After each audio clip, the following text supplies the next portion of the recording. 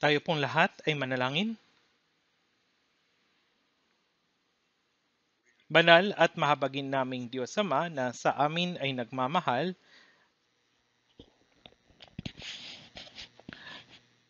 nagpapasalamat kami sa biyayang tumawag sa amin mula sa maraming tao sa mga huling araw na ito na puno ng kasalanan. Nagligtas at nagbukod bilang mga banal at gumabay na maglingkod sa Diyos at sumunod sa kanyang salita sa Iglesia ng Panginoon kung saan siya'y kumikilos kasama namin. Sa oras na ito, kaming mga naligtas sa pamagitan ng mahalagang dugo ng Panginoon ay nagpapasalamat sa pagtitipon sa amin ng sama-sama sa iyong harapan, nagpupuri sa biyaya at dakilang pag-ibig mo, nag-aaral ng iyong salita at nakikibahagi sa fellowship ng sama-sama. Naniniwala ako na kasama namin ang Panginoon sa oras na ito. Suriin mo po ang bawat isa sa amin at alalayan kami ng makapangyarihang kamay mo. Kung may mga hindi karapat-dapat sa aming puso sa paningin ng Panginoon at may mga hindi namin masunod, pabanalin at baguhin mo po kami sa pamagitan ng salita ng Panginoon upang mabuhay kami sa natitira naming buhay bilang mga anak ng Diyos. Panginoon, gabayan mo po kami upang kami ay makakilos ng nararapat at walang kahihiyan. Ang ating iglesia sa buong bansa at sa buong mundo ay kasama ng lahat ng mga kapatid na nagpapanatili ng pananampalataya at nagpapalaganap ng ebanghelyo ng mayroong karunungan at kapangyarihan ng Espiritu Santo at buong tapang na nagpapatotoo sa ebanghelyo ng Panginoon sa kabila ng anumang paghihirap at mga pasanin. Tulungan mo po kaming maisakatuparan ang gawain ng Diyos sa pag-akay ng mga kaluluwa sa Panginoon. Nawa ang lahat ng mga kapatid na nagpapalaganap ng Ebanghelyo ay higit na mapuspos ng salita ng Panginoon, karunungan at kapangyarihan ng banal na Espiritu. Panginoon, bigyan mo po kami ng higit na kalayaan, kapayapaan at kaligtasan sa bansa at sa mga tao at protektahan kami upang hindi kami mahirapan sa pagpapalaganap ng Ebanghelyo. Pakiusap, pagalingin mo po ang mga may sakit at bigyan sila ng pagkakataon na mamuhay ng mas masunurin para sa Panginoon sa natitira nilang buhay. Ibigay mo po ang mga salitang kailangan namin sa tamang panahon at ituro mo ang daan na dapat naming lakaran. Pakiusap, turuan mo po kami ng higit pa kung paano gawin ang iyong kalooban na ihahayag mo sa amin sa oras na ito. Dalangin po namin ang lahat ng ito sa pangalan ng aming Panginoong Hesukristo na sa amin ay nagmamahal ng lubos. Amen. Hanapin po natin sa ating mga Biblia, Hebreo 11. Basahin natin ang Hebreo chapter 11, verse 4 at 5 sa Bagong Tipan. Hebreo chapter 11,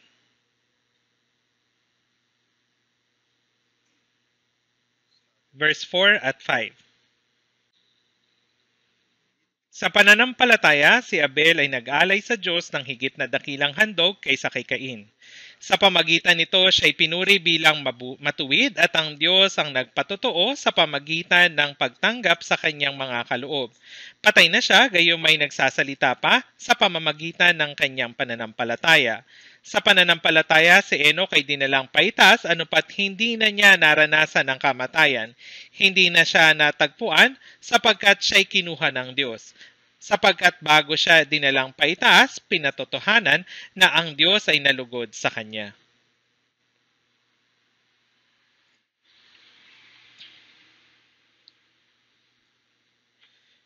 Sa nakalipas na 2 linggo,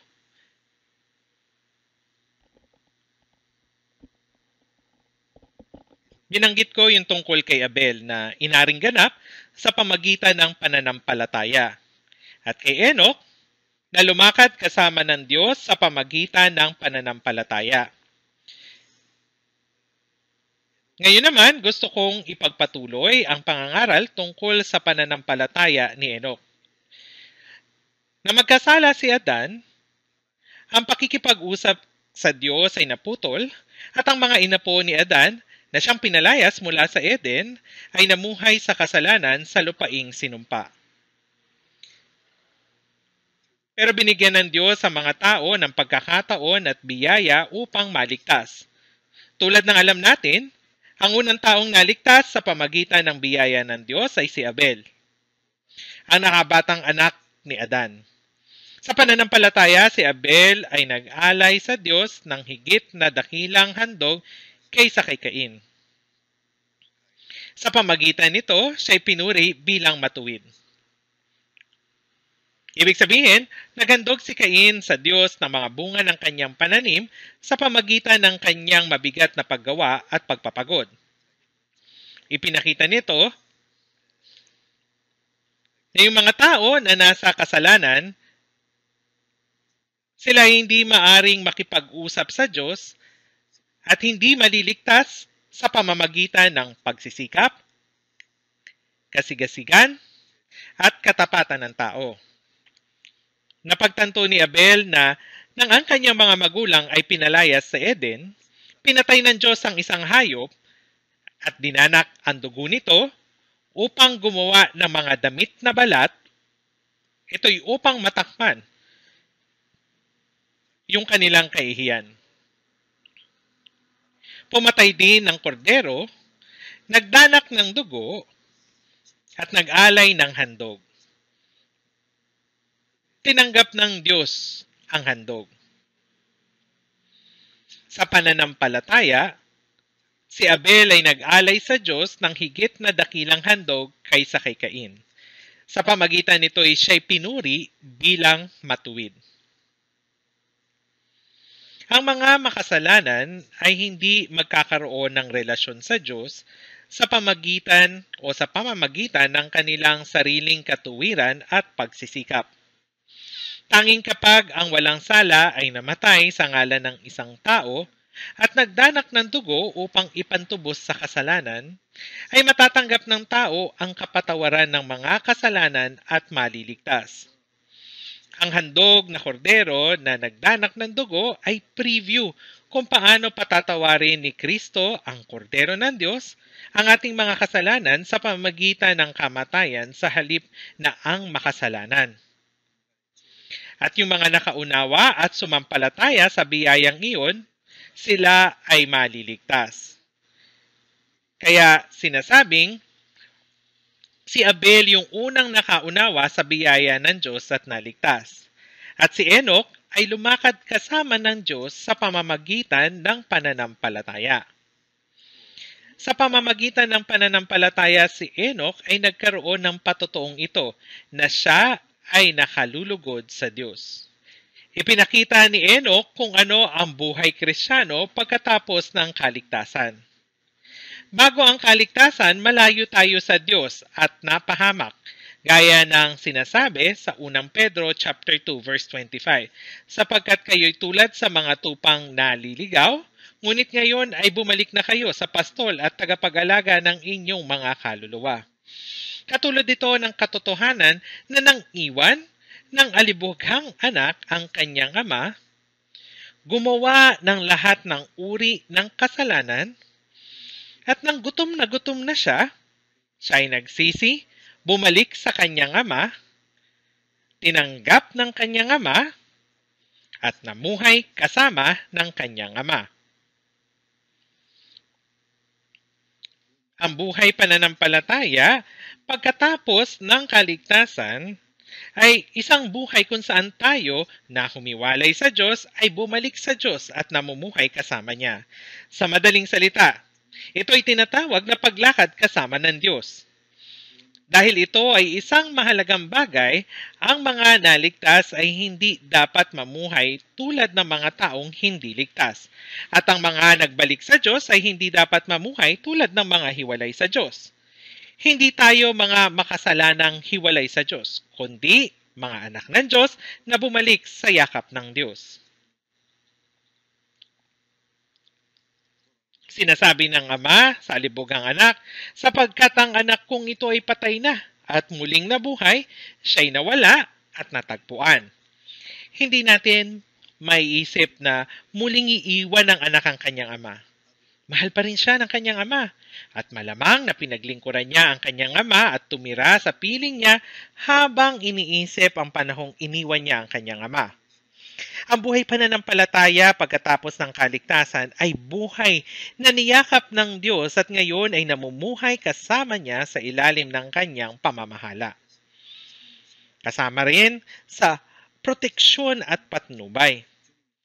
Ang mahalaga sa Biblia ay ang mga salita na tinubos ng mahalagang dugo ng Panginoon ang ating mga kasalanan magpakailanman. Ito ay ang pinaka-kahangahangang mga salita at kasabay nito ang katotohanan na ang Panginoon ay kasama ng mga tao ngayon at natanto ang biyaya at naligtas. Kaya yung pangalang Jesus ay kaligtasan at ang pangalang ni Jesus ay Emmanuel na nangangahulugan kasama natin ng Diyos. Ang layunin ng pagliligtas sa atin ay ang makasama natin ang Diyos. Bago tayo pumunta sa langit at mamuhay kasama ng Diyos magpakailanman, tayo ay dapat mabuhay kasama ng Diyos dito sa lupa. Kaya si Enoch, ang unang taong lumakad kasama ng Diyos ay nagpasaya sa kanya pagkatapos na maligtas. Si Enoch ay isang halimbawa para sa lahat ng mga Kristiyanong naligtas. Ito ay napakahalaga sa atin. Ito ay hindi lamang isang katotohanan na nangyari nung nakalipas na panahon. Ngunit ito ay aktwal na nagpapakita kung paano ang Kristiyano na naligtas ay dapat mabuhay ngayon. Dahil sa kasalanan, si Adan, ang mga makasalanan ay tumalikod sa Diyos at naging mga kaaway ng Diyos. Sa pamamagitan ng lahat ng uri ng kasalanan at masasamang gawa, tayo ay napasailalim sa puot at paghatol ng Diyos.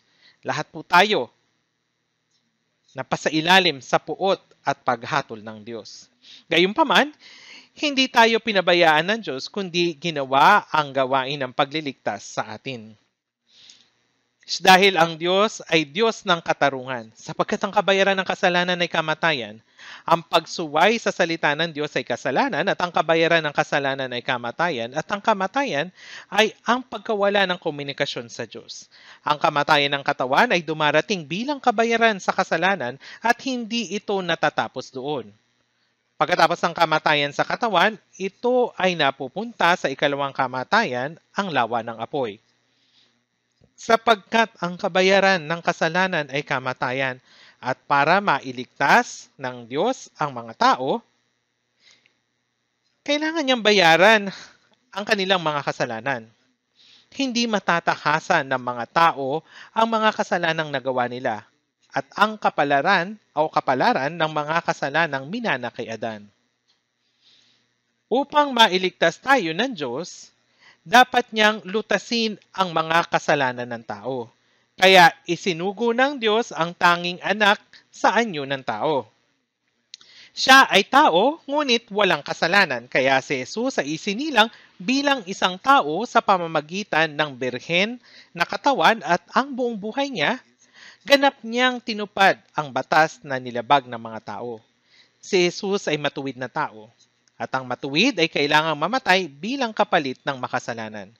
Kaya doon sa unang Pedro 3:18, sapagkat si Kristo man ay minsang nagdusa dahil sa mga kasalanan, ang isang matuwid dahil sa mga di matuwid. Ikalawang Korinto 5:14, ang isa ay namatay para sa lahat, kaya't ang lahat ay nagkasala. Gaya ng sinasabi sa Isaías 53 verse 6, at ipinasan sa kanya ng Panginoon ang lahat nating kasamaan. Ibig sabihin, inilagay ng Diyos kay Kristo ang kasalanan ng lahat ng tao sa mundo, na naparito sa mundo na walang kasalanan. Narito ang kordero ng Diyos na nag-aalis ng kasalanan ng sanlibutan. Namatay si Jesus sa krus upang tubusin ang kasalanan ng tao at ang lahat ng kasalanan ng tao ay pinatawad magpakailanman sa pamagitan ng kamatayan ni Jesus. Ang mga kasalanan ng lahat ng tao sa mundo hanggang sa katapusan ng panahon. Ang kahangahangang bagay na alam natin ay kahit na anong masamang bagay ang ginawa ng mga tao sa mundong ito, ang mga nakaunawa at nanampalataya sa biyaya ng Diyos ay papasok sa langit. Halimbawa po, alam mo po ba na pinatawad ni Jesus Si Hitler na walang awang pinagpapatay yung 6 na milyong Hudyo noong World War II. Walang anumang kasalanan ang napakamakasalanan ang hindi mapapatawad ng dugo ng Panginoon hanggat maunawaan at manampalataya siya dun sa biyaya ng Diyos bago siya mamatay. Nung si Jesus ay nasa krus, yung magnanakaw sa tabi niya ay pumatay ng mga tao. Nagnakaw, gumawa ng iba pang karumal-dumal, ngunit bago siya namatay, siya ay nagsisi sa kanyang mga kasalanan at umasa sa Panginoon upang siya ay iligtas. Agad na tinanggap ng Panginoon ang kanyang kaluluwa. Kaya nga sa Lucas 23:43, katotohanang sinasabi ko sa iyo, ngayon ikaw ay makakasama ko sa paraiso. Tayo rin ay mga makasalanan na gumagawa ng lahat ng uri ng kasalanan at patungo sa impyerno pagkatapos ng ating kamatayan. Ngunit patungo na sa langit sa pamamagitan ng biyaya ng Diyos bago tayo mamatay. Ang isang makasalanan na dapat hukuman at puksain kahit na siya ay mamatay, ngayon ay agad na naligtas sa pamagitan ng biyaya ng Diyos. Pero nang ginawa ni Jesus ang gawain ng pagliligtas sa atin, kasabay nito, ang kanyang buong buhay sa mundong ito ay nagpakita sa atin ng isang halimbawa ng pamumuhay ng ligtas na Kristiyano. Doon sa Mateo 3:16, si Jesus ay nabautismoan sa Ilog Jordan at umahon mula sa tubig. Bakit si Jesus na walang kasalanan ay binautismuhan? Kinakatawan niya yung mga makasalanan sa buong mundo. Ang mga taong walang kasalanan ay hindi nangangailangan ng kaligtasan. At yung mga hindi nangangailangan ng kaligtasan ay hindi rin nangangailangan ng bautismo. Si Jesus ay binautismohan ni Juan na tagapagbautismo. Ang pagbabautismo sa walang salang si Jesus ay naglalarawan na si Jesus ay mamamatay, ililibing at muling mabubuhay bilang kabayaran ng mga makasalanan. Kaya nga, si Jesus ay nabautismohan sa Ilog Jordan at umahon mula sa tubig. Ang mga bintana ng langit ay nabuksan at ang banal na Espiritu ng Diyos ay bumaba sa kanya tulad ng isang kalapati na sinasabi, "Ito ang minamahal kong anak at sa kanya ako lubos na nalulugod." Ito po ay napakahalagang impormasyon. Napakahalaga po nito. Ang pintuan ng langit ay nabuksan sa pamamagitan ng kamatayan at muling pagkabuhay ni Jesus. Bago iyon, sarado ang mga pintuan ng langit. Ito ay nangangahulugan ng putol na pakikipag-ugnayan sa Diyos dahil sa kasalanan sa pagitan ng Diyos at ng tao. Tulad ng sinabi sa Isaías chapter 59, ngunit pinaghiwalay ng inyong mga kasamaan kayo at ang inyong Diyos. Sinasabi ng Biblia na kahit nananalangin o gumagawa ng kabutihan ng mga tao, ang Diyos ay hindi nakikinig dahil may kasalanan sa pagitan. Gayunpaman, sa pagbabayad ng mga kasalanan, inalis ni Jesus ang mga kasalanan iyon tulad ng isang makapal na ulap o isang ambon na nawala. At nasirang relasyon sa Diyos ay naibalik. Sa madaling salita, nabuksan ang pintuan ng langit. Nabuksan ang pintuan at dumating ang Diyos sa mga tao. At mayroong isang pintuan na maaaring pumasok ang tao upang pumunta sa harapan ng Diyos. Ang mga pintuan ng langit ay nabuksan. Hindi ito kamangha-mangha. Hindi ba ito ay kamangha-mangha? At ito ang ibig sabihin ng Espiritu Santo ay lumapag kay Jesus tulad ng isang kalapati. Hindi na nangangailangan sabihin na ang banal na Espiritu ay dumating muli kay Jesus dahil si Jesus ay kapantay ng Diyos. Ngunit nang siya ay isinilang sa mundong ito bilang isang katawan ng tao, si Jesus ay ipinaglihi sa pamagitan ng Espiritu Santo. Ang banal na Espiritu ng Diyos ay kasama ni Jesus mula nang ipinaglihi kay Maria hanggang sa kapanganakan, kamatayan, muling pagkabuhay at pagkaakyat sa langit. Si Jesus at ang Diyos ay hindi maaring paghiwalayin. Ngunit nang si Jesus ay umahon mula sa tubig pagkatapos mabautismuhan, sinabi ng Biblia na ang Espiritu Santo ay lumapag kay Jesus. Ano kayang ibig sabihin nito? Narinig ang isang tinig mula sa langit, "Ito ang minamahal kong anak, sa kanya ako lubos na nalulugod." Si Jesus ang tanging anak ng Diyos, sapagkat gayon na lamang ang pag-ibig ng Diyos sa sanlibutan na ibinigay niya ang kanyang tanging anak. Mula pa sa simula, ang Panginoon ay ang tanging anak ng Diyos at pinakamamahal na anak. Gaano kamahal ng Diyos ang kanyang tanging anak? Ngunit ngayon, ang mga bintana ng langit ay nabuksan at ang banal na Espiritu ay lumapag sa kanya. Bakit kailangan ni Jesus ang salitang ito? Muli, walang kahulugan kay Jesus ang mga ito. Sinasabi ng mga ito dahil namatay si Jesus at nabuhay muli sa ngalan ng mga makasalanan at ngayon sa pamagitan ng kamatayan at muling pagkabuhay ni Jesus, ipinapakita niya na ang Espiritu Santo ay darating sa mga nakaunawa ng biyaya ng Diyos at naligtas.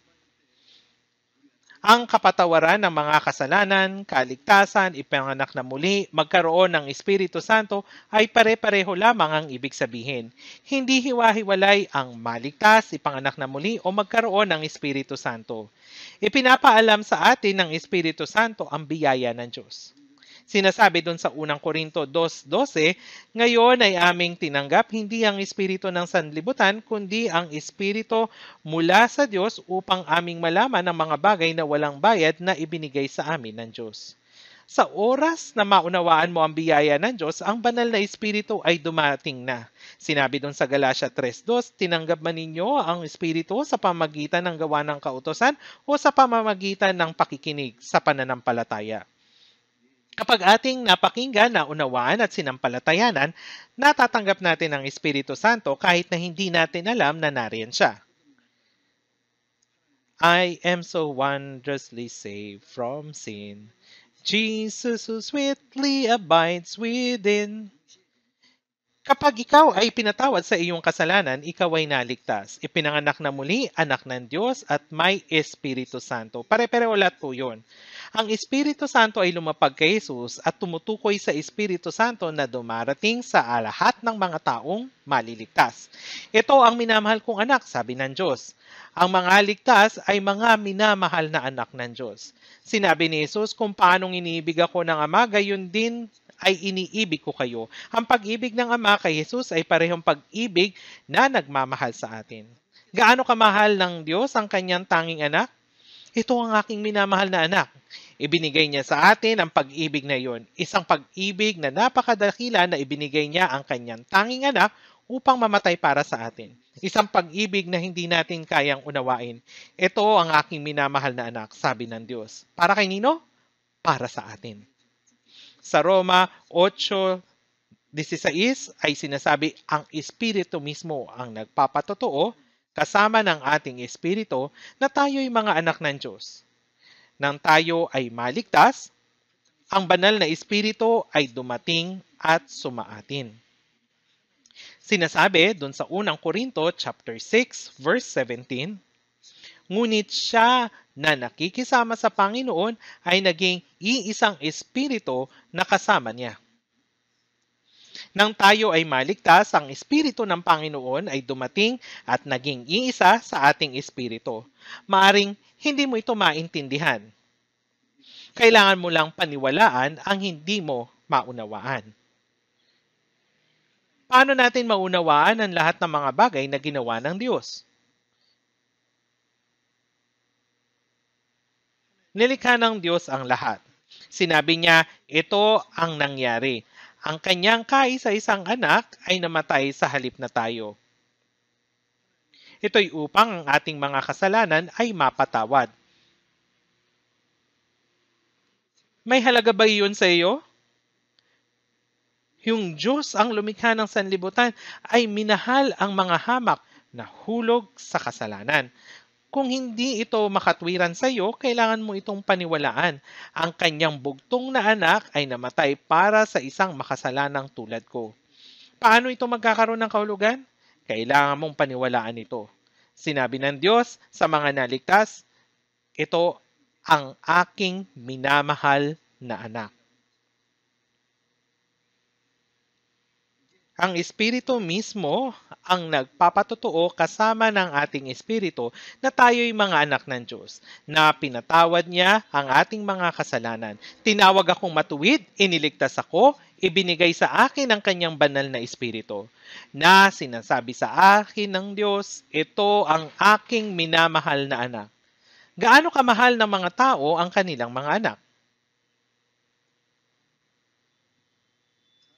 Mahal na mahal nila mula pa man din sa sinapupunan. Mahal na mahal nila sila. Hindi mo namamalayan kung gaano mo siya kamahal kapag siya ay nasa iyong mga bisig at habang siya'y sumususo sa iyong dibdib.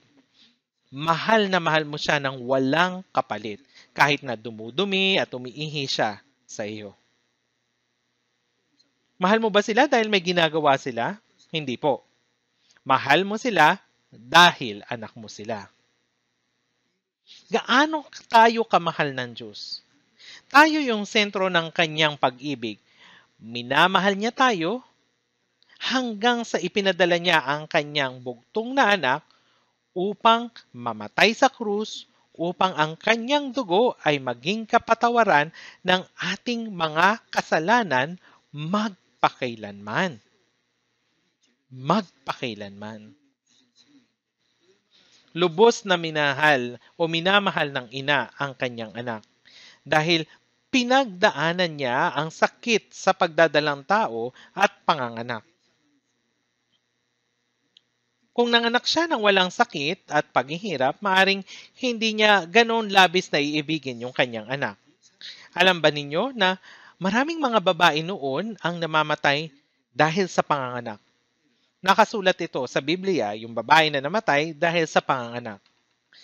Sa Juan 16:21, kapag ang babae ay nanganganak, siya ay nahihirapan sapagkat dumating na ang kanyang oras. Ngunit pagkapanganak niya sa sanggol ay hindi na niya naalala ang hirap dahil sa kagalakan sa pagkakapanganak sa isang tao sa sanlibutan.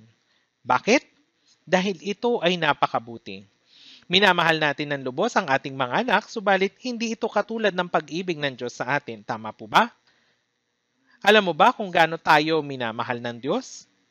Patuloy niyang sinasabi sa atin na ito ang minamahal kong anak. Ito ay 100% na totoo. Sinasabi dun sa unang Juan chapter 4 verse 9 hanggang 10, dito nahayag ang pag-ibig ng Diyos sa atin, sapagkat sinugo ng Diyos ang kanyang bugtong na anak sa sanlibutan upang tayo'y mabuhay sa pamamagitan niya. Narito ang pag-ibig, hindi sa tayo'y umibig sa Diyos, kundi siya ang umibig sa atin at sinugo ang kanyang anak na pantubos sa ating mga kasalanan.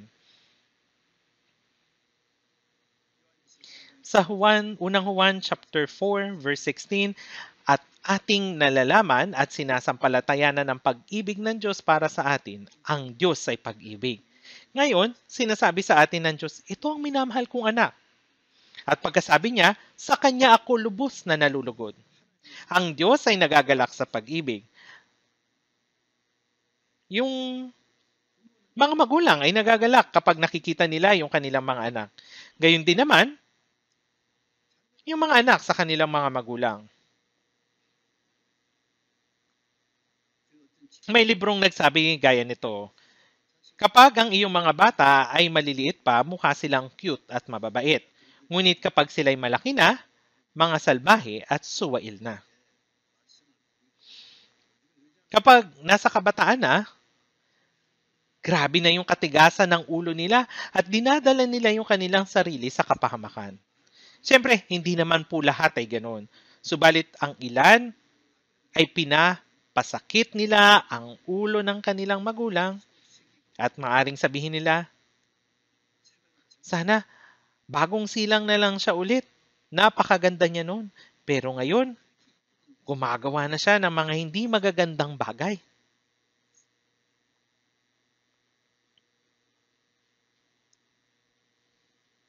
May nakapagsabi sa akin noon, huwag mong kamuhian ang iyong anak dahil lang sa gumawa siya ng bagay na hindi mo gusto. Hindi ba natutuwa ka sa kanya nung maliit pa siya?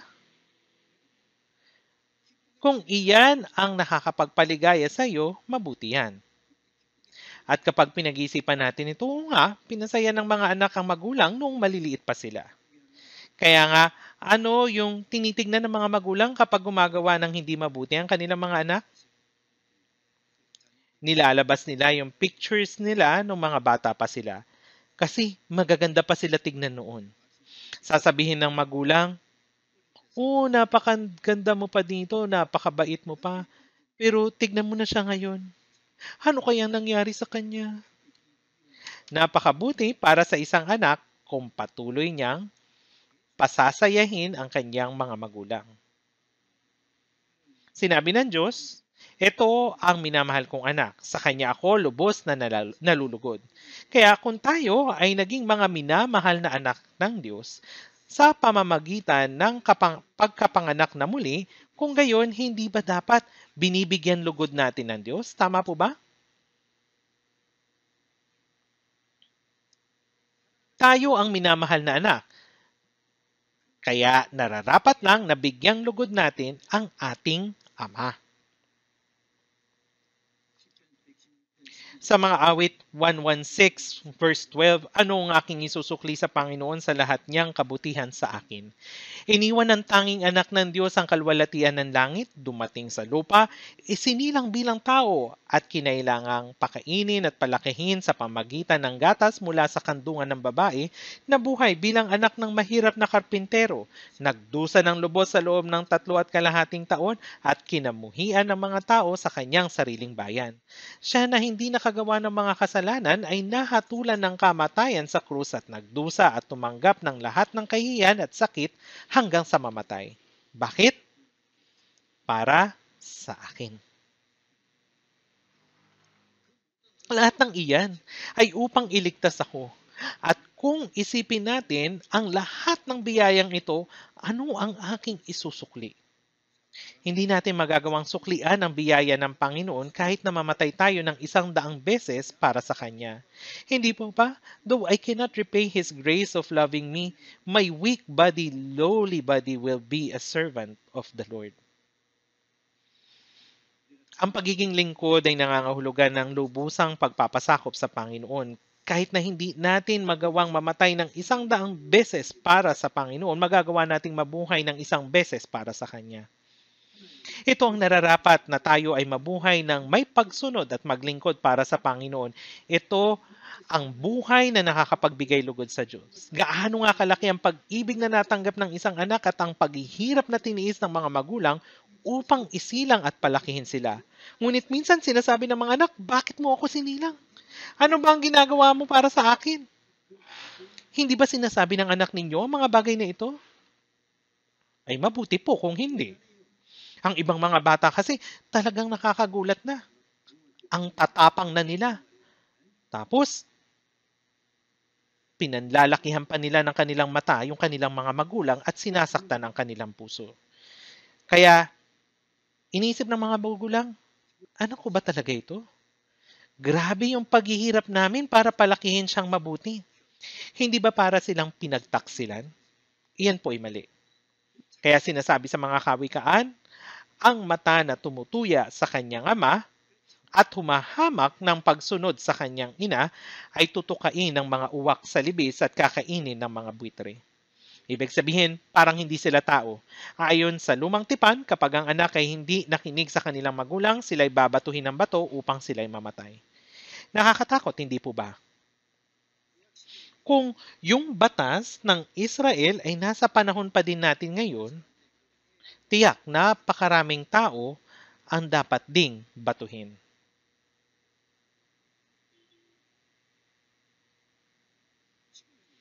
Maging ang mga taga-sanlibutan ay sinasabi na ang pagiging masuwayin sa magulang ay ang pinakamatinding kasalanan sa lahat.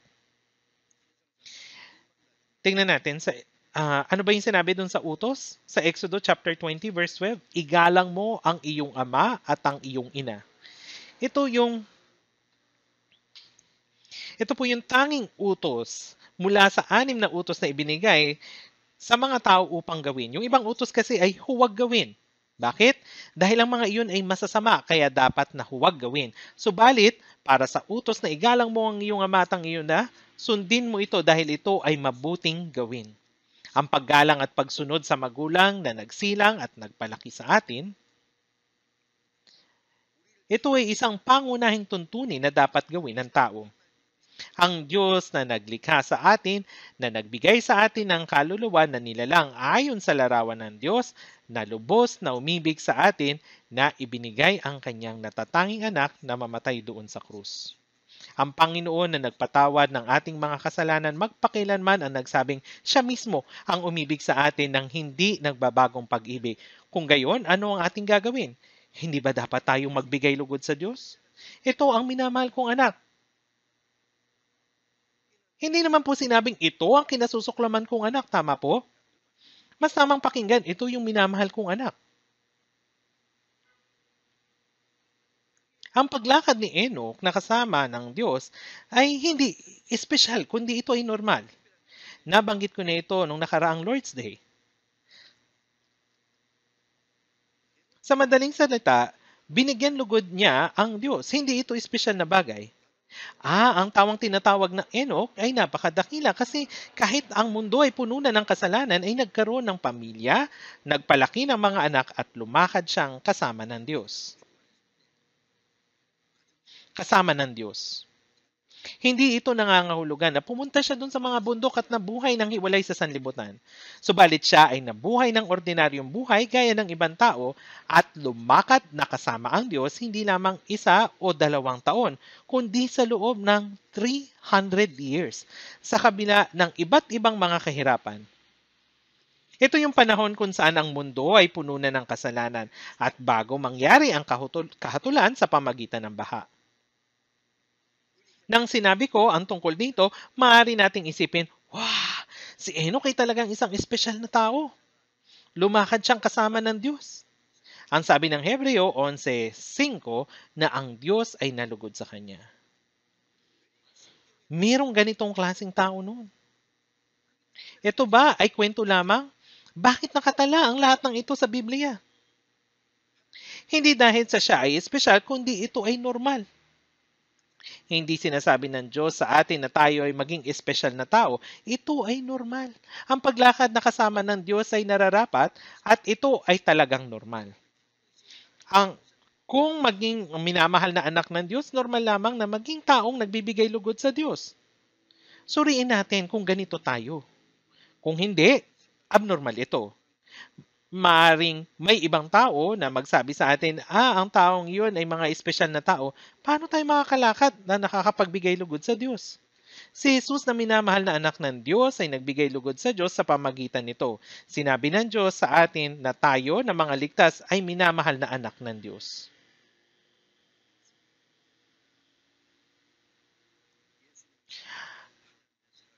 Sa pamamagitan nito, sinabi ng Diyos sa atin na tayo na mga ligtas ay ang mga minamahal na anak ng Diyos at ang tao ay nagbibigay lugod sa Kanya.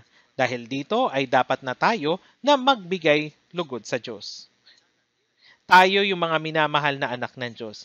Subalit hindi natin nabibigyan lugod ng Diyos. Bakit hindi? Mahirap bang bigyan lugod ng Diyos? Mahirap nga po ba?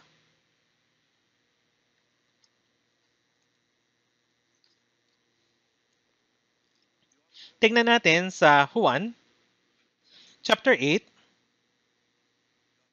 Juan chapter 8 verse 29.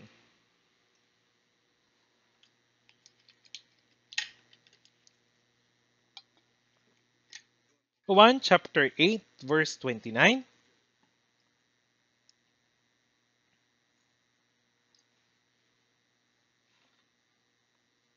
At siya na nagsugo sa akin ay kasama ko, hindi niya ako pinabayaang nag-iisa sapagkat lagi kong ginagawa ang mga bagay na nakakalugod sa kanya.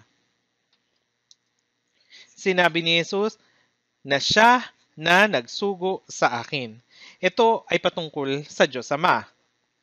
Ang Diyos Ama ay kasama ko. Ang Diyos ay kasama ni Jesus mula nang siya ay dumating sa mundo hanggang sa kanyang kamatayan sa krus, sa muling pagkabuhay at sa pag-akyat sa langit. At siya na nagsugo sa akin ay kasama ko, hindi niya ako pinabayaang nag-iisa. Sapagkat lagi kong ginagawa mga bagay na nakakalugod sa kanya. Ang mga ito ay hindi mapaghihiwalay na katotohanan. Hindi niya ako pinababayaang nag-iisa sapagkat lagi kong ginagawa ang mga bagay na nakakalugod sa Kanya. Ginagawa ko yung mga bagay na nakakalugod sa Kanya. Kung kasama natin ang Diyos, dapat tayong matakot,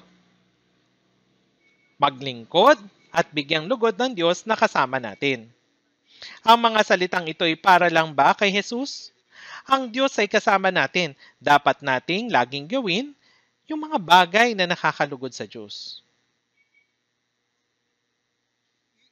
Kung bibigyang lugod natin ng Diyos na kasama natin, hindi niya tayo pababayaang nag-iisa. Siya'y laging sasaatin. Kung titingnan natin dun sa Roma chapter 15 verse 3, pinatotohanan ni Apostol Pablo na sapagkat si Kristo man ay hindi nagbigay lugod sa kanyang sarili.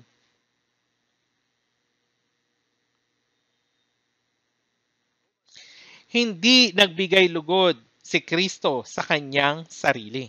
Ito yung sabi dun sa Roma chapter 15 verse 3. Nagbibigay lugod siya sa kanyang Ama na nagsugo sa kanya, ang Diyos Ama na kasama niya. Siya lang ang kanyang binibigyang lugod, hindi sa kanyang sarili. Tingnan natin sandali.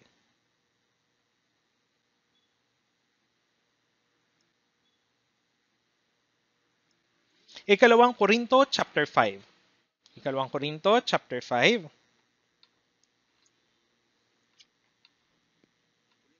Ikalawang Korinto chapter 5.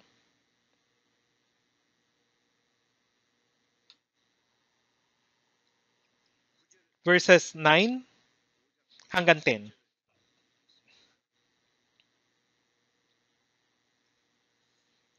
Basahin natin ng sabay-sabay at marahan mula verse 9 hanggang 10. Kaya't maging nasa tahanan o malayo sa tahanan, ang aming mitiin ay bigyan siya ng kasiyahan sapagkat tayong lahat ay kailangang humarap sa hukuman ni Kristo upang bawat isa ay tumanggap ng kabayaran sa mga bagay na ginawa niya sa pamamagitan ng katawan, maging mabuti o masama. Sinabi ni Apostol Pablo na kaya't maging nasa tahanan o malayo sa tahanan, ang aming mithiin ay bigyan siya ng kasiyahan. Hindi lamang ito tumutukoy kay Apostol Pablo, kundi sinasabi niya sa amin. Lahat ng mga Kristiyanong ligtas. Umalis man tayo o manatili, mabuhay o mamatay, ito yung ibig sabihin nito. Mabuhay man tayo sa mundong ito o umalis na at magtungo sa harapan ng Panginoon, kahit na anuman, ang layunin ng ating pagkatapos ng ating kaligtasan ay ito. Nabubuhay pa po ba kayo para pasayahin ang inyong mga sarili? Nabubuhay pa ba kayo para sa inyong kasiyahan, kasayahan, kasakiman at sariling kalooban? Hindi po. Walang sino man sa atin ang nabubuhay sa kanyang sarili at walang sino mang namamatay sa kanyang sarili. Kagaya ng sinabi dun sa Roma 14:7 hanggang 8. Kung nabubuhay tayo sa Panginoon tayo nabubuhay o kung namamatay tayo sa Panginoon tayo namamatay, kaya't mabuhay man tayo o mamatay, tayo'y sa Panginoon. Dahil tayo'y binilan ng malagang dugo ng Panginoon, tayo'y walang kalayaan na mabuhay ayon sa ating sariling kalooban at otoridad. Mabuhay man tayo o mamatay, tayo'y sa Panginoon. Whenever I live or die according to His will, hindi ba ito'y totoo? Sapat ba na inaawit lamang ito? Ito'y dapat yung layunin ng buhay ng isang Kristiyano. Kaya't maging nasa tahanan o malayo sa tahanan, ang aming mithiin ay bigyan siya ng kasiyahan. Dapat nating paglingkuran ng Panginoon at gawin lamang ang mga bagay na nakakalugod sa Kanya at tayo'y pupunta sa Panginoon. Ito yung pinaka-normal na bagay na dapat nating gawin. Kung sasabihin ko na ang mga ito'y ginagawa lamang ng mga espesyal na tao, paano ang isang normal na taong kagaya natin ang mamumuhay ng ganito? Tanging ang espesyal na tao lang ba ang kagaya ng mga apostol at propetang makakagawa nito? Si Apostol Pablo lamang ba ang gumagawa nito? Tayo, ibig sabihin lahat ng Kristiyano. Si Apostol Pablo lamang yung kumatawan ng lahat ng mga Kristiyano. Maging tulad kayo sa akin, gaya ko kay Kristo. Sa Galatia 6:17, sinabi ni Apostol Pablo, taglay ko sa aking katawan ang mga bakas ng paghihirap ni Jesus. Anong bakas po? Ang mga bakas ng paghihirap. Pagkatapos maligtas, ipinangaral ni Apostol Pablo ang Ebanghelyo sa kanyang buong buhay hanggang siya'y mapunta sa Roma at mamatay. Hindi siya namuhay para sa kanyang sarili, tanging para lamang sa pangangaral ng Ebanghelyo ng Panginoon, para lamang sa Panginoon. Gaano karaming pagdurusa ang naranasan niya? Sa unang Korinto chapter 11 verse 1, maging tulad kayo sa akin, gaya ko kay Kristo. Siya ang halimbawa. Ang isang kumpanyang nagbebenta nung babasaging mangkok ay nagbigay ng sample upang ipakita. Ito yung mangkok na ginawa ng aming kumpanya. Ito yung sample, sabi. Pagkatapos makita yung sample, iniisip ng mga tao na bibili sila para makakuha ng kaparehas ng sample. Yung sample ay maganda, subalit ang tunay na produkto ay hindi. Peke. Tama? Hindi ito kristal, mukha lamang. Nag-order ako ng ganito, subalit parang kristal na babasagin lamang yung dumating. Peke. Ang maging tulad ay panggaya. Ito yung normal na anyo ng isang Kristiyano.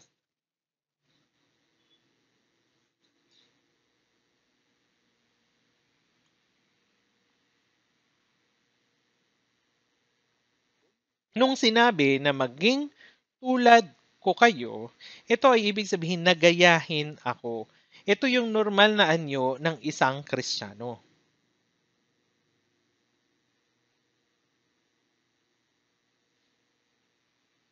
Ano ba yung normal? Mga kapatid, kung tayo ay naligtas ng normal, dapat din tayong mamuhay ng normal. Nagpapatutuo tayo ng maigi na tayo'y naligtas na, subalit ang ating buhay ay iba. Kung gayon, ano po ito? Peke. Tama po.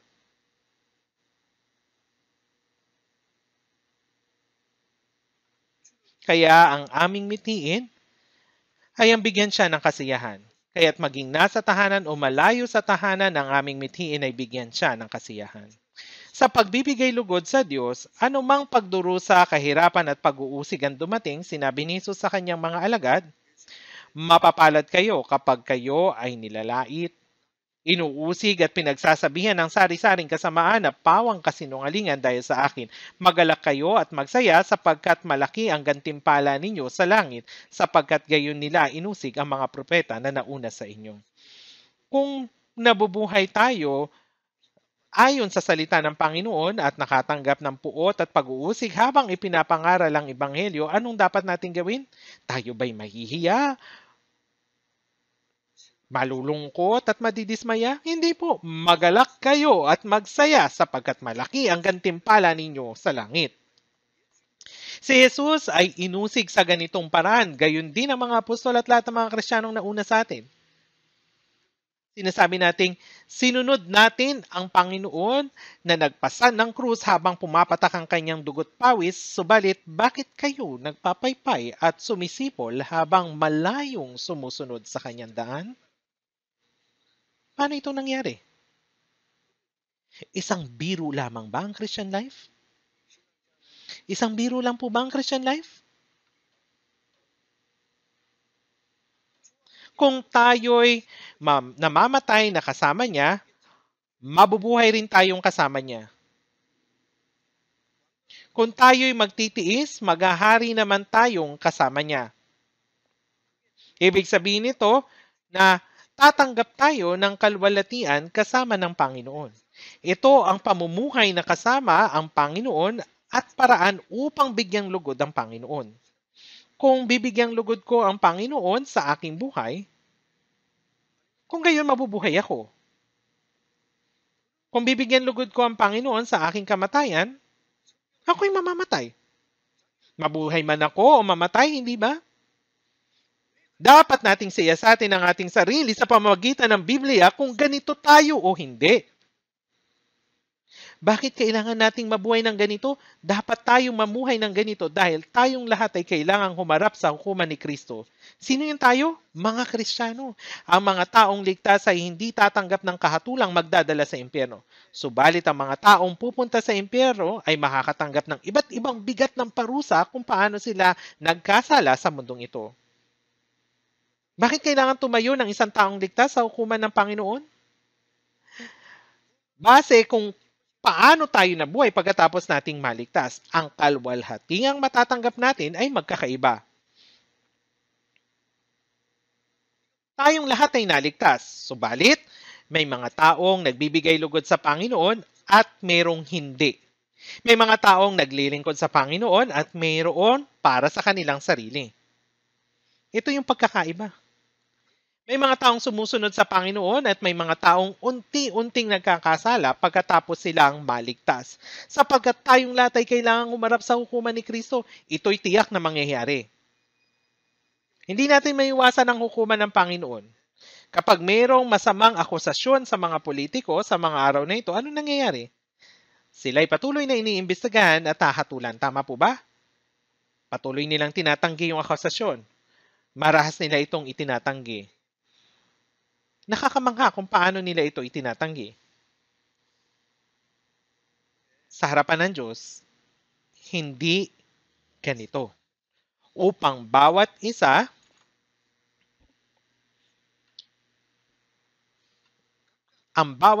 ay tumanggap ng kabayaran ng mga bagay na ginawa niya sa pamamagitan ng katawan maging mabuti o masama.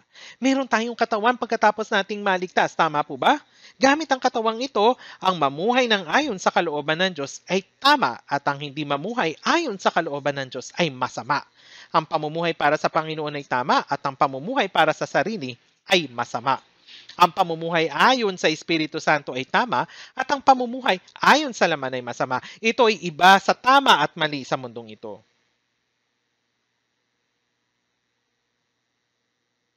Upang bawat isa ay tumanggap ng kabayaran sa mga bagay na ginawa niya sa pamamagitan ng katawan, maging mabuti o masama. Kaya bago ang araw na iyon, bago humarap sa hukuman, dapat tayong magsikap na bigyang lugod siya. Hindi ba dapat ito ang ginagawa natin? Ang kaligtasan bang natanggap natin ay peke o totoo? Totoo ba? Talaga bang totoo?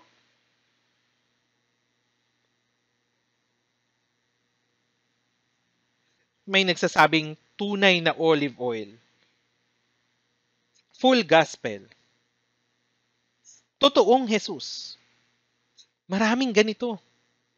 Gaano ba ito nakakamangha kung ito nga'y totoo?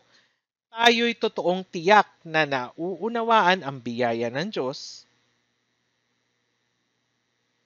at tayo'y naligtas. Ito'y totoo. Gaano ko man ito isipin, ito'y 100% totoo. Ito'y totoo. Tayo'y nakakasigurado kung nakikinig tayo sa mga patotoo. Pagkatapos, dapat magpatuloy ito hanggang sa buhay Kristiyano. Pagkatapos magbahagi ng mabuting testimony, kung yung pamumuhay ay hindi mabuti, sasabihin ng mga tao,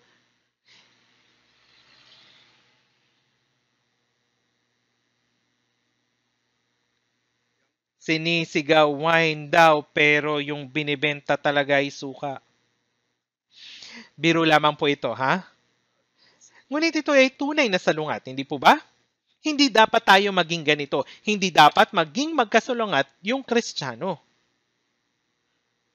Kung yung kaligtasan ay malinaw at totoo, dapat pareho yung Christian life. Paano nasusundan ng anino ng aso yung tao? Hindi ba aso iyon o tao? Ang katotohanan ay ang pananampalataya at ang ating buhay ay yung anino. Dapat tayong manalangin at magbalik tanaw sa ating sarili. Yung pastor nagsisermon mag-isa, para bang one-man show at nag-i-enjoy ba yung mga tao? Wow, ang ganda! Nakikinig ba kayo para suriin yung sermon? Yung ba yung ginagawa ninyo? Nagsusuri kayo ng sermon? Pag nagtitipon-tipon tayo, pumarito ka at pakinggan mo kung ano ang salita na nanggagaling sa Panginoon. Tayo ay mako-comfort, matutuwa, lalakas yung loob, at maitutuwid gamit yung salita ng Diyos gaya ng sinasabi, ang lahat ng mga kasulatan ay kinasihan ng Diyos at mapapakinabang sa pagtuturo, sa pagsaway, pagtutuwid, at pagsasanay sa katwiran. Sa pagsaway, dapat tayong maituwid kung mayroong mga pagkakamali. At sa pagsasanay sa katwiran, kung gayon, ang tao ng Diyos ay magiging ganap. Yung isang taong ligtas ay dapat maging dalisay gaya ni Kristo. Hindi po ba? Kaya nga doon sa Galatia 4:19 na para sa inyo ay muli ako nakakaranas ng hirap ng panganganak hanggang si Kristo ay mabuo sa inyo. Sa inyo, ibig sabihin, yung mga katangian ni Kristo, muli akong nakakaranas ng hirap ng panganganak. Yung mga brothers at sisters sa Galatia ay naligtas na, ngunit yung kanilang pamumuhay ay gaya pa rin ng bata. Naligtas na sila, ngunit sinusunod pa rin nila yung laman gaya ng mga bata sa harapan ni Kristo.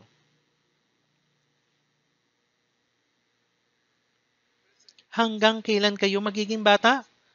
Sa Efeso chapter 4, hanggang sa sukat ng ganap na kapuspusan ni Kristo.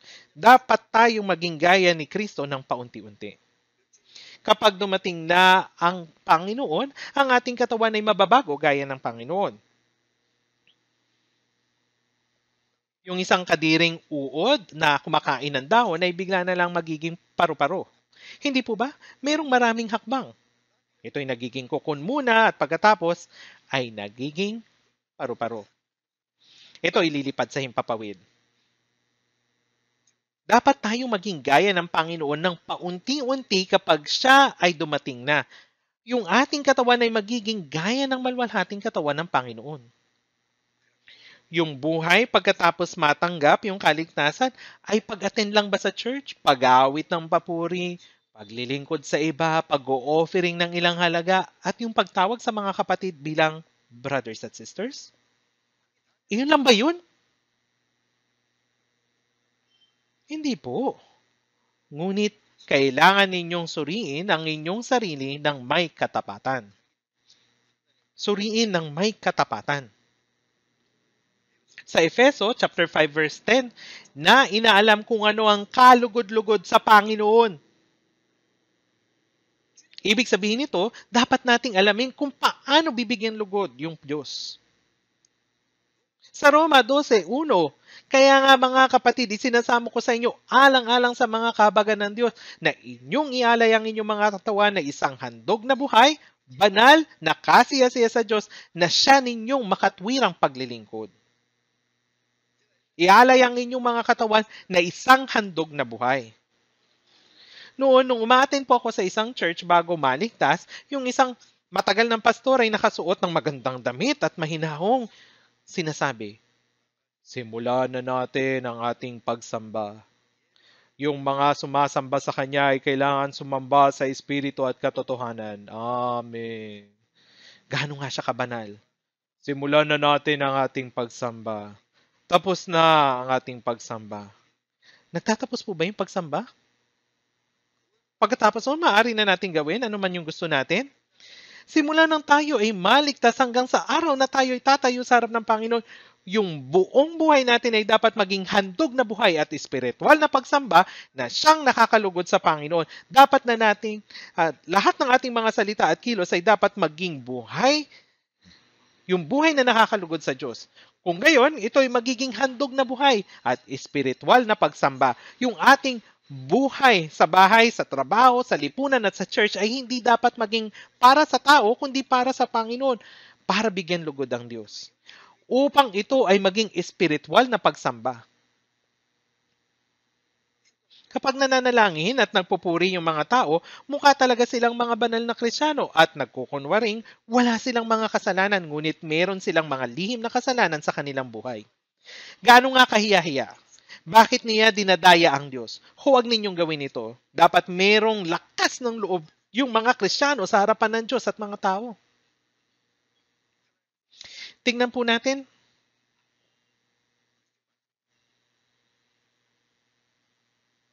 Tingnan po natin yung ating mga sarili.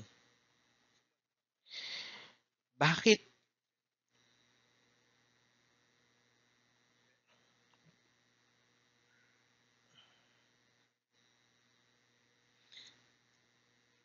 Tingnan po natin sa Filipos chapter 2, verse 13. Basahin po natin ang sabay-sabay.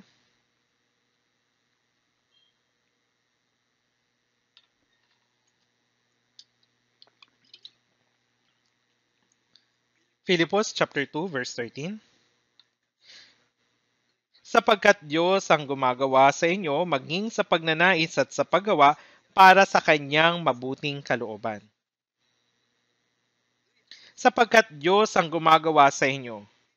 Siya ay nasa bawat isa sa atin at nasa ating pagtitipon, yung Panginoon. At kayo'y nasa akin at ako'y nasa inyo. Walang sino man ang makakapaghiwalay sa atin at sa Panginoon.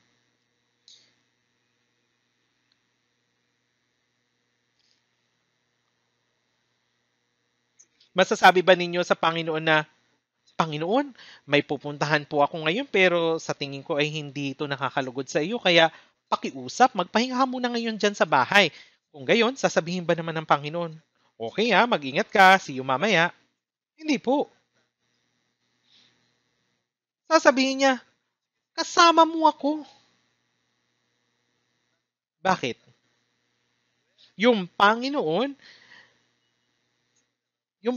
ay hindi kailanman mahihiwalay sa atin. Kaya saan kayo pupunta kasama ng Panginoon? Anong gawa nga yung may tatago sa Panginoon? Sapagkat Diyos ang gumagawa sa inyo maging sa pagnanais at sa paggawa para sa kanyang mabuting kalooban. Yung Espiritu na nasa atin ay naisulat sa Roma 12:2. Huwag ninyong tularan ng sanlibutan ito kundi magbago kayo sa pamagitan ng pagbabago ng inyong pag-iisip upang mapatunayan ninyo kung alin ang mabuti, kasiyasiya at lubos na kalooban ng Diyos. Huwag ninyong tularan ng masasama, makasalanan at mapaghimagsik sa mundong ito, kundi magbago kayo sa pamagitan ng pagbabago ng inyong pag-iisip habang nakikinig sa salita ng Diyos at sinusunod ito. Yung buhay natin ay dapat mabago. Huwag ninyong tularan ng masama at mapaghimagsik sa mundong ito. Huwag ninyo silang sundin upang mapatunayan ninyo kung alin ang mabuti, kasiyasiya at lubos na kalooban ng Diyos. Ginagawa natin kung ano yung kalugod-lugod sa Panginoon at hindi ginagawa ang hindi niya nais. Gawin lamang yung mabuti sa harapan ng Panginoon at huwag gawin ang masama sa harap ng Panginoon. Ganito yung dapat nating gawin. Kung ikaw ay isang normal na Kristiyano, dapat ang iyong buhay dapat ay normal na buhay Kristiyano.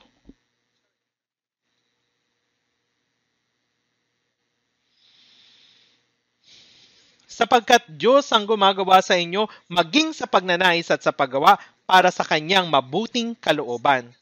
Tinutulungan tayo ng Espiritu Santo na malaman yung kalugod-lugod sa kalooban ng Diyos at binibigyan tayo ng pusong nagnanais at lakas na gawin yung kalooban ng Diyos, maging sa pagnanais at sa paggawa para sa kanyang mabuting kalooban. Ano yung ninanais ng ating puso? Yung kalugod-lugod sa Diyos. Maaari tayong mamatay kung iyon yung kalooban ng Diyos at maaari tayong mabuhay kung iyon yung kalooban ng Diyos. My one wish, Lord, is this alone, to serve thee all my days, then rise to stand before thy throne, and sing thy deathless praise. Mga kapatid, ang mundong ito ay lilipas, hindi dapat tayo magsayang ng oras. Ibinigay sa atin yung oras. Yung oras upang masuklian yung biyaya ng Panginoon ay maiksi lamang. Tayo ay mahihina. Ngunit nais tayo ng Panginoon. Kaya ano yung ginagawa natin? Kahit na tayo ay hamak, dapat nating bigyan lugod yung Panginoon. Nais makita ng Diyos na binibigyan natin siya ng lugod. Ito yung gusto ng Panginoon. Bigyan natin siya ng lugod. Bigyan siya ng lugod.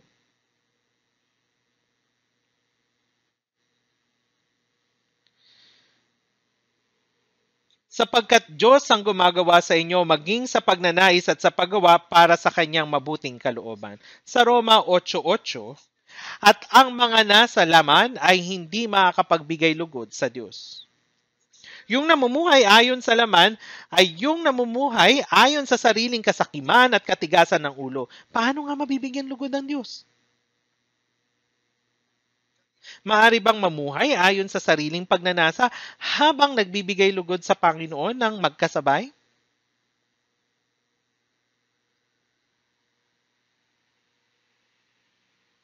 Kung meron tayong espesyal na layunin sa buhay, ito ay kapaki-pakinabang. Kung gayon, yung Panginoon ay makakasama mo at tutulungan ka niya.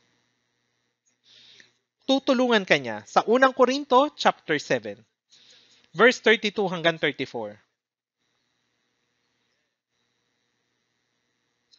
Nais kong maging malaya kayo sa pagkabalisa. Ang walang asawa ay nababalisa sa mga bagay ng Panginoon, kung paano niya na mabibigyan kasiyahan ng Panginoon. Ngunit ang may asawa ay nababalisa sa mga bagay ng sanlibutan, kung paano niya mabibigyang kasiyahan ang kanyang asawa at ang kanyang pansin ay naahati. Ang babaeng walang asawa at ang dalaga ay nababalisa sa mga bagay ng Panginoon upang siya'y maging banal sa katawan at sa espiritu. Ngunit ang babaeng may asawa ay nababalisa sa mga bagay ng sanlibutan, kung paano niya bibigyang kasiyahan ang kanyang asawa.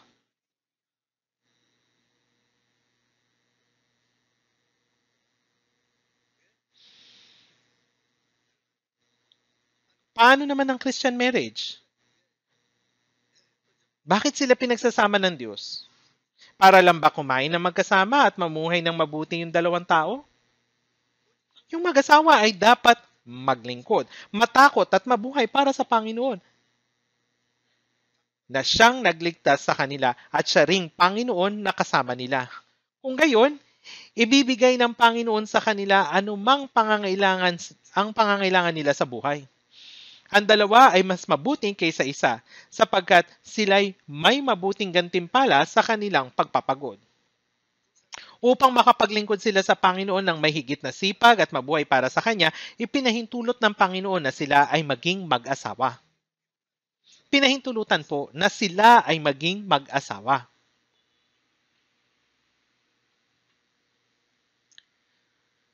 Gayunpaman, ang iba ay masipag na namumuhay para sa Panginoon bago ikasal. Ngunit nahuhulog sa sanlibutan pagkatapos ikasal. Paano niya mabibigyang kasiyahan ang kanyang asawang babae? Paano niya mabibigyang lugod ang kanyang asawang lalaki? Ang kanilang puso ay nahati. Ako noon ay nag-o-officiate ng kasal. Nung nag-officiate ako, pagkatapos nilang ikasal, sila'y nawala sa church. Sila'y nagpagala-gala sa sanlibutan at bumalik pagkatapos ng mahabang panahon. Ang makamundong buhay ng Kristiyano ay hindi kasiyahan ngunit kalungkutan.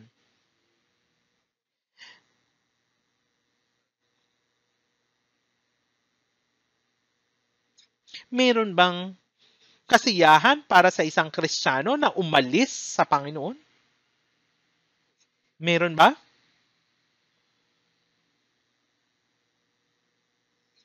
Ang makamundong buhay ng Kristiyano, hindi ito kasiyahan. Ito ay kalungkutan.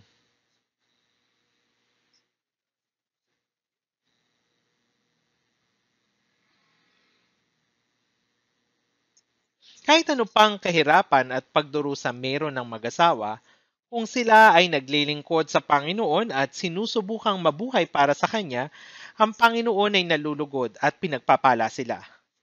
Kung nabibigyang lugod natin ng Panginoon, ibinibigay sa atin ng Panginoon ang mabubuting bagay. Ito ang totoong kasiyahan at biyaya. Ang isang tao ay nabubuhay para sa Panginoon bago ikasal. Subalit pagkatapos sila ay nag-aalala sa kanilang buhay sa mundo at nagkakaroon ng hating kaisipan. Hindi tayo dapat mamuhay ng ganito. Kung nabibigyan lugod natin ng Panginoon, pinagpapala tayo ng Panginoon. Dapat nating tandaan. Yung mabuhay para sa Panginoon ang nagbibigay sa atin ng tunay na kasiyahan.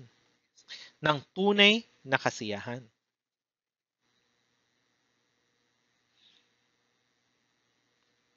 Sa unang Tesalonica chapter 4 verse 1, yamang natutunan ninyo sa amin kung paano kayo dapat lumakad at magbigay lugod sa Diyos na tulad ng inyong ginagawa ay gayon ang dapat ninyong gawin at higit pa. Ang mga banal sa Tesalonica ay nabuhay ng buhay na nagbibigay lugod sa Diyos. Yamang natutunan ninyo sa amin kung paano kayo dapat lumakat at magbigay lugod sa Diyos. Dapat tayong mabuhay ng buhay na nagbibigay lugod sa Diyos. Sa Colosas 1:10, upang kayo'y lumakad ng nararapat sa Panginoon na lubos na nakakalugod sa Kanya. Upang kayo'y lumakad ng nararapat. Ang kaisipan, salita at kilos ng Kristiyano ay dapat na maging katanggap-tanggap sa paningin ng Diyos. Tingnan po natin saglit.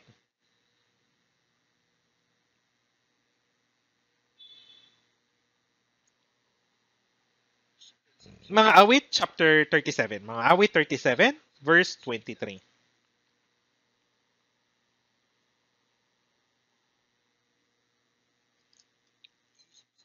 Awit 37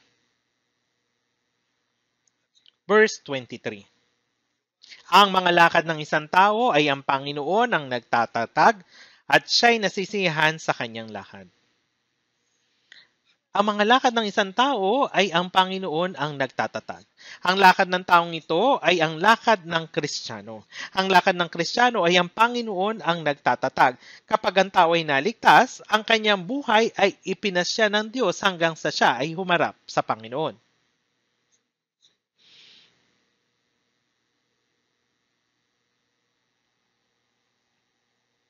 Sa mga awit 32 verse 8, aking ipapaalam at ituturo sa iyo ang daan na dapat mong lakaran.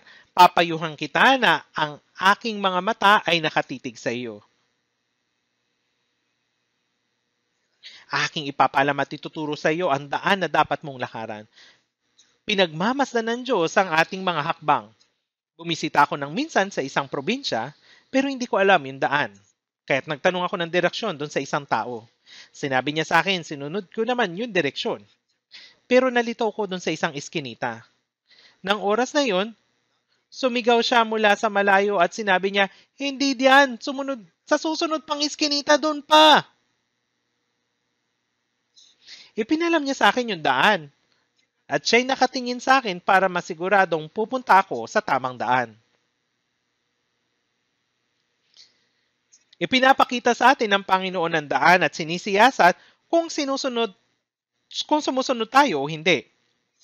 Huwag kayong maging gaya ng kabayo o ng mola na walang unawa na ang gayak ay may busal at pamingkaw upang sila'y pigilan na kung wala ito, sila'y hindi lalapit sa iyo.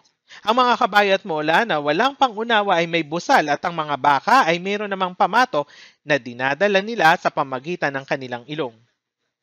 Hindi dapat tayo tangayin kagaya ng mga hayop, ngunit dapat nating sundin ang landas na inihanda ng Panginoon. Kung hindi natin susundin ang inihanda ng Panginoon, ay hihilahin tayo ng Panginoon sa pamagitan ng pamingkaw at pamatok. Hindi ba nangangahulugang itong huwag mo itong gawin sa ganoong paraan? Itinakda ng Diyos ang daan na dapat nating lakaran at sinabi, at siya'y nasisiyahan sa kanyang lakad. Ang Diyos ay nasisiyahan kapag tayo lumalakad sa kanyang daan. Ilawan sa aking mga paa ang salita mo at liwanag sa landas ko. Mayroong daan na dapat nating lakaran hanggang makarating tayo sa langit pagkatapos nating maligtas. Aking ipapaalam at ituturo sa iyo ang daan na dapat mong lakaran. Kung ipinapakita sa atin ng Diyos ang landas, dapat tayong magtungo doon. Ngunit kahit na napag-aralan na natin ang Biblia ng maraming beses,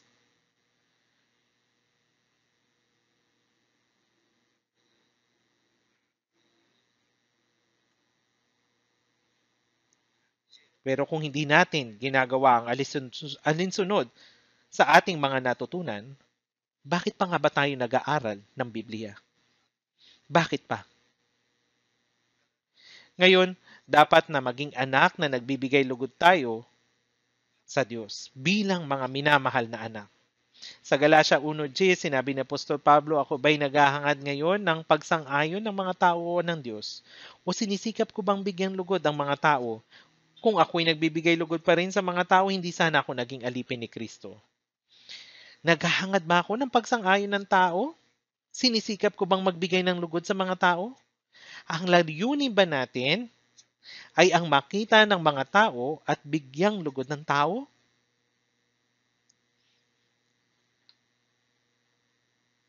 Ang dapat nating unang layunin ay bigyang lugod ng Panginoon.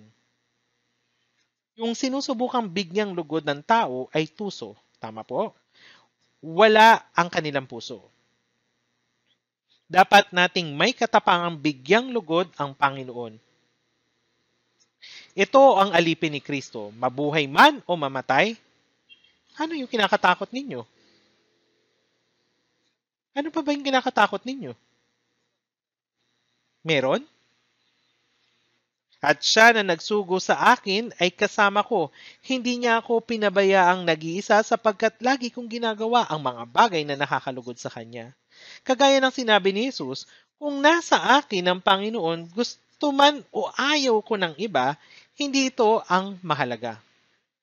Mayroong tao na mabilis na nababahala kung ayaw sa kanya o kaya naman sinisiraan siya ng ibang tao. Bakit siya nababahala?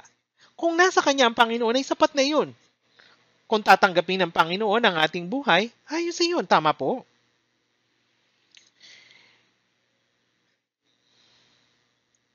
Nang si Jesus ay nabuhay sa mundong ito, gaano hirap ang kanyang natanggap.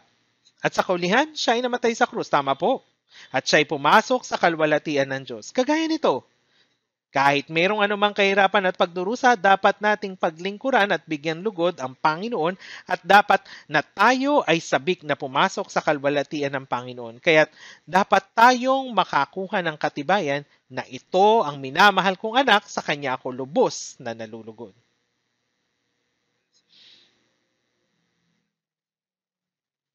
Dapat makuha natin tong katibayan na ito. Kawikaan 11:1. Kasuklam-suklam sa Panginoon ang madayang timbangan, ngunit ang tamang timbangan ay kanyang kasiyahan. Ano po yung kahulugan nito? Madayang timbangan. Kawikaan 24:12. Hindi ba ninyo alam ang sa puso'y tumitimbang? Ang Diyos ay mayroong timbangan upang timbangin ang ating puso. Ano yung kanyang tinitimbang? Sa Mateo 6:24. Mateo 6:24. Walang makakapaglingkod sa dalawang Panginoon sapagkat kapupuotan niya ang isa at iibigin ang ikalawa, o magiging tapat siya sa isa at hahamakin ang ikalawa. Hindi kayo makakapaglingkod sa Diyos at sa kayamanan. O tuwing nababasa ko ang salitang ito, ako ay napapaalalahanan at natatakot. O Diyos Panginoon, ito ay hindi makatuwiran. Pwede ba naming paglingkuran ang kayamanan sa halip na ang Diyos kapag ito ay itabi sa iyo? Gayunpaman, kinalaunan ay nakita ko, totoo na maaari nating paglingkuran ang kayamanan sa halip na ang Diyos. Ang kayamanan ay higit na matimbang sa ating puso kaysa sa Diyos. Ito ay mabigat. Kung ating titimbangin, ang kayamanan ay mas mabigat. Tinitimbang ng Diyos ang ating puso. Kaya sinabi ni Apostol Pablo, kung paanong kami minarapat ng Diyos na pagkatiwalaan ng Ebanghelyo ay gayon kami magsasalita, hindi upang bigyan lugod ang mga tao, kundi ang Diyos na sumusuri sa amin. Mga kapatid, tinitimbang ng Diyos yung ating puso kung ating binibigyan lugod ang tao o ang Diyos. Itinuturing na mas mahalaga ba ang kayamanan o ang Diyos? Kung itinuturing natin ang kayamanan na mas mahalaga, ito yung Panginoon ng ating puso. Walang makakapaglingkod sa dalawang Panginoon. Wala. Kasakiman na ito'y pagsamba sa mga Diyos-Diyosan. Kung mayroong kasakiman sa kayamanan, ito ay pagsamba sa Diyos-Diyosan sa ating puso, ayon sa Kolosas 3:5. Diyos-Diyosan. Ito yung nakatagong Diyos-Diyosan sa kanilang puso. Iniisip nila na ang kayamanan ang mag-iingat sa kanilang kinabukasan at magpapasya sa kanila at makakapagbigay sa kanila ng lahat ng mga bagay. Totoo ba ito? Ang Diyos na nagligtas sa ating espiritu ay nagsabi na nalalaman niya ang ating pangangailangan at tutulungan tayo. Ngunit kung susubukan nating kumita ng kayamanan sa pamagitan ng ating sariling paraan at iniisip natin na ang kayamanan ang mag-iingat sa atin, dapat tayong manalangin ng ganito. Aking kayamanan, ikaw ang aking Panginoon at aking Diyos. Nalalaman ng Diyos lahat. Tinitimbang niya ang ating puso. Huwag natin itong gawin na kagaya nila. Sinabi ng Diyos na siya ang magbibigay ng karunungan, kaalaman at lahat ng mga bagay sa mga taong nagbibigay lugod sa Kanya. Kawikaan 15:8, ang dalangin ng matuwid ay kanyang kaluguran. Ano ang panalangin ng matuwid? Ang panalangin ay hindi lamang dapat nagtatapos sa amin. Pagkatapos nating manalangan, dapat tayong gumawa. Ang paggawa at ang pananalangin ay palaging magkasama. Kahit na ating idinadalangin, mamatay man ako o mabuhay, hayaan mong maganap lamang ang iyong kalooban. Hayaan mo mabuhay ako para sa iyong kalwalatian. Kumain man ako o uminom o ano man ang aking ginagawa. Oo, ang panalangin ay mabuti. Ngunit nakakalimutan na niya ang kanyang panalangin at nabubuhay ng ayon sa kanyang sariling kaparaanan. Kapag nananalangin siya sa gabi, marahil sasabihin sa kanya ng Diyos, Hoy, naalala mo pa ba yung ipinalangin mo kaninang maga? Namuhay ka ba kagaya niyon? Namuhay ka ayon sa sarili mong paraan, hindi ba? Namuhay ka lang para sa namuhay ka ba para sa aking kalwalatian? Napakadali sa iyo ang magsinungaling.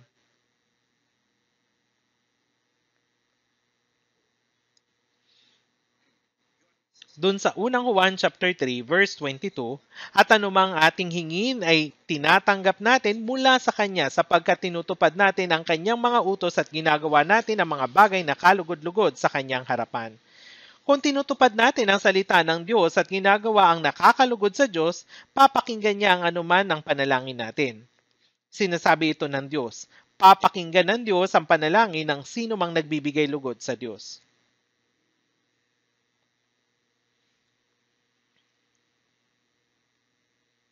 Mga awit 37 verse 4. Sa Panginoon ikaw ay magpakaligaya at ang mga nasa ng iyong puso sa iyo'y ibibigay niya.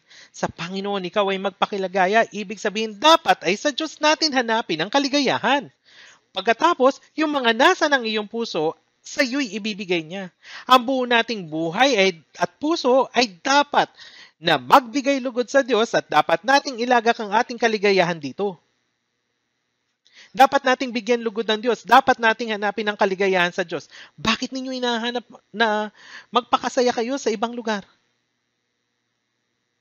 Iniligtas ako ng Panginoon at siya ay nasa akin at iniibig niya ako at nabubuhay tayong kasama niya magpakailanman sa kanyang walang hanggang kaharian. Kung pag-iisipan natin ito, gaano nga ito kasaya? Saan ninyo mahanap ang kaligayahan? Meron bang kaligayahan sa mundong ito?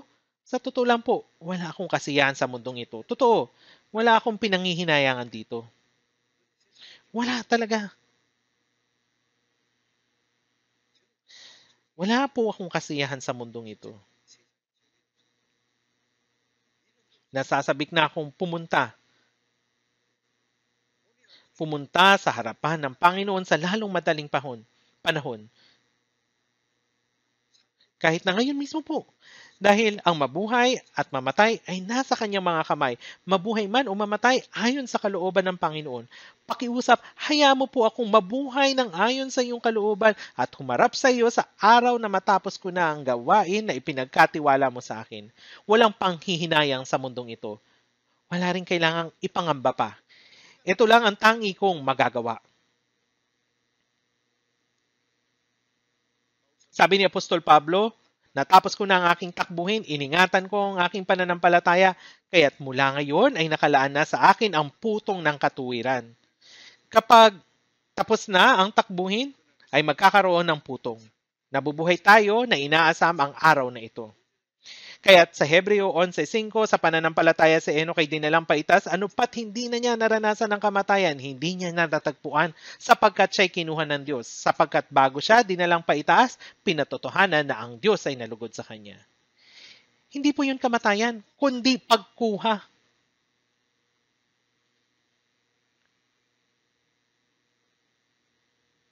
Tiyak po na nabubuhay tayo sa panahon na maaari tayong pumunta sa Panginoon na hindi namamatay gaya ni Enoch.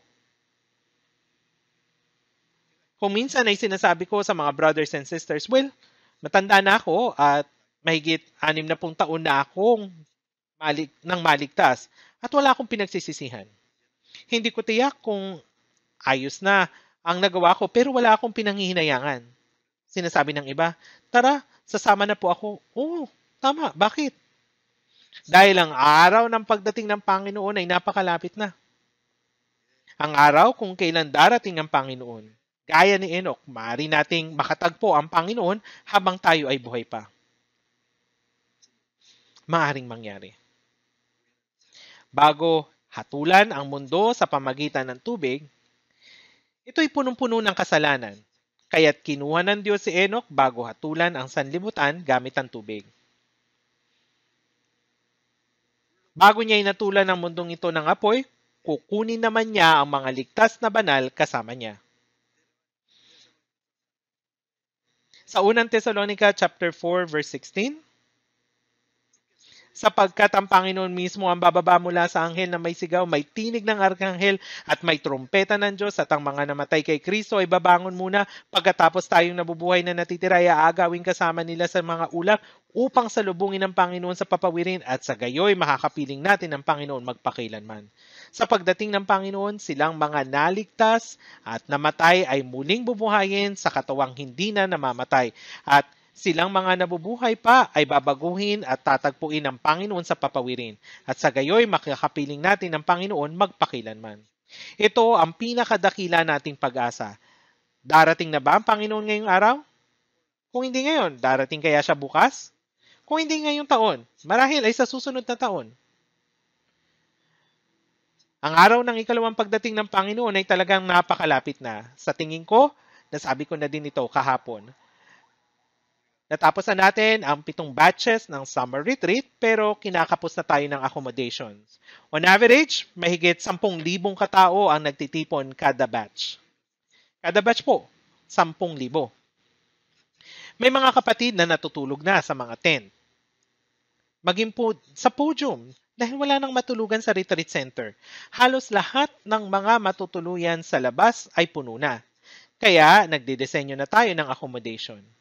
Habang sinisikap nating makakuha ng building permit para dito, tinanong tayo ng pamunuan kung bakit magtatayo tayo ng ganitong kalaking gusali. Dahil ang gusali ay dapat na makapag-accommodate ng 480 hanggang 500 na kwarto at ang area ay mahigit kumulang na 2,300 square meter. Talaga nagulat sila, sinabi nila, bakit ninyo gustong magtayo ulit ng biglaan? Opo, dahil handa na ulit tayong magtayo. Handa na po tayong magtayo muli.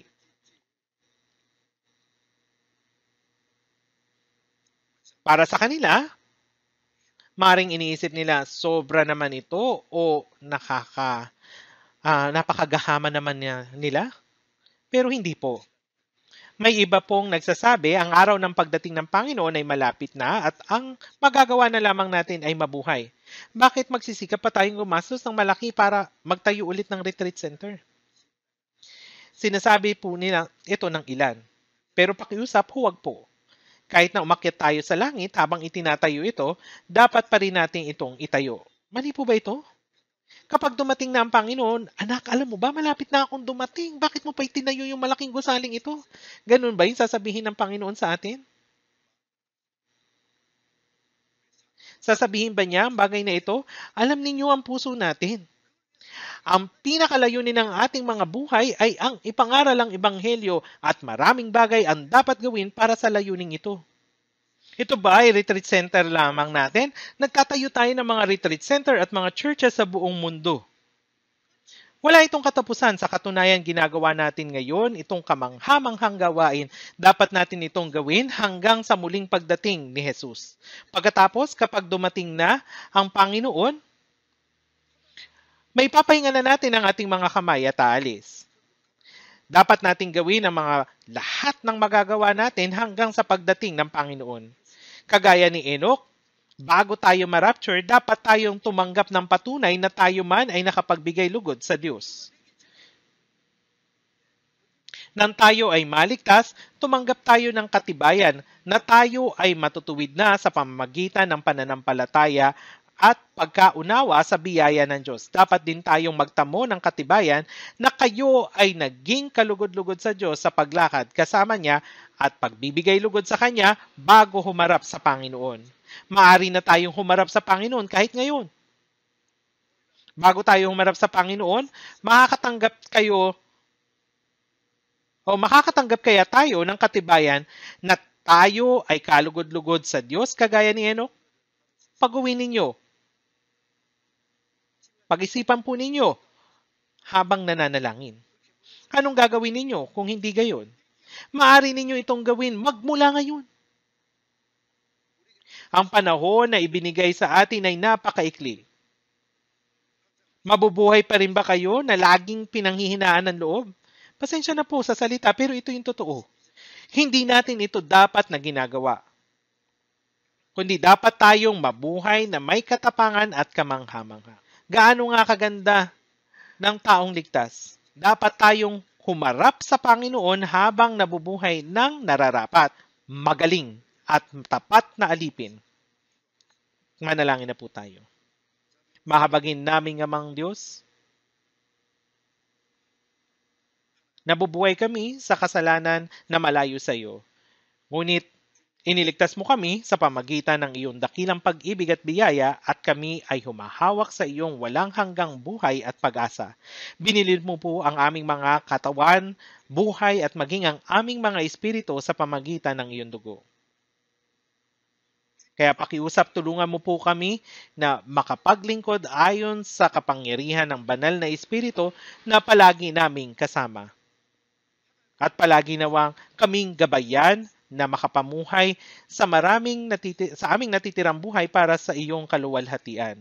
Gaya ni Enoch na pinatotohanan na nakapagbigay lugod sa iyo, makapamuhay nawa kami kung paanong namuhay si Jesus na nagbibigay lugod ang Diyos. At makapagbigay lugod din nawa kami sa iyo sa aming natitirang buhay. At magawa din nawa naming makapaglingkod at matakot sa iyo. Gaya po ng sinabi mo na hindi mo kami iiwang mag-isa at gabayan mo po kami na makapamuhay na walang ikinahihiya sa harapan ng iyong kalwalhatian sa araw ng pagdating ni Jesus. Dalangin namin ito sa pangalan ni Jesus na aming Panginoon at tagapagligtas. Amen.